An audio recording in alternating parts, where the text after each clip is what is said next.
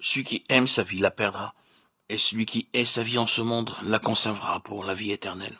Jean 12, 25. Jusqu'ici, nous avions renoncé au péché, tout en nous conservant nous-mêmes. Nous n'avions pas vu que le moi dans notre vie s'opposait à l'action du Saint-Esprit, aussi réellement que le péché. Et que la vie charnelle, la vie égoïste, celle que nous tenons du premier Adam, s'opposait à la manifestation de la vie de Jésus en nos corps mortels. Qu'est-ce donc que cette vie que l'homme perd en cherchant à la sauver?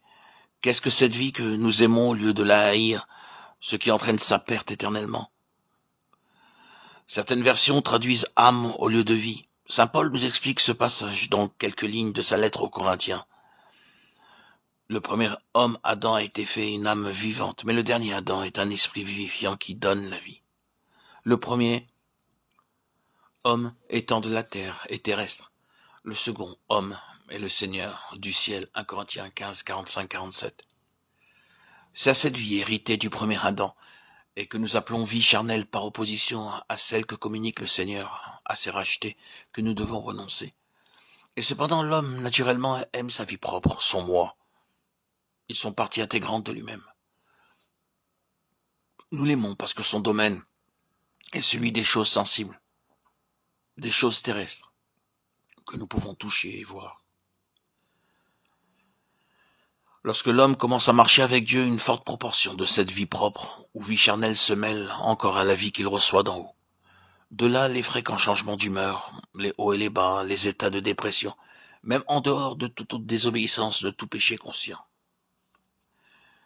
Mais vivre et marcher selon l'esprit, regarder uniquement à celui qui a un esprit vivifiant, nous fait entrer dans ce royaume où la paix est sans limite, où nous connaissons une joie parfaite, que rien ne peut ôter, et qui dépasse infiniment toutes les joies éphémères d'ici-bas.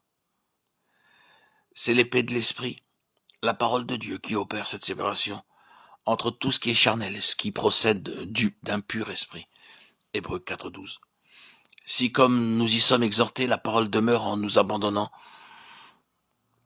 à Dieu, si elle demeure en abondance en nous et qu'elle opère cette séparation, nous devons aussitôt haïr tout ce qu'elle nous révèle comme charnel et l'abandonner, le perdre, le mener à la croix.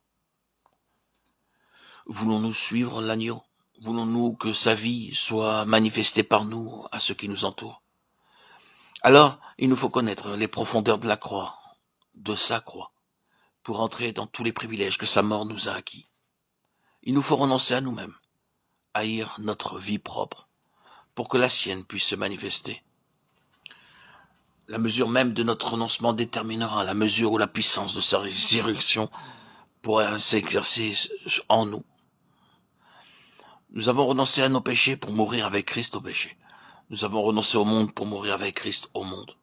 Et maintenant, nous renonçons au moi, ce qui ouvre au Seigneur la porte de notre cœur et lui permet d'y entrer. Nous renonçons aussi par là à cette vie terrestre, charnelle, source d'énergie purement terrestre, qui autrefois nous animait.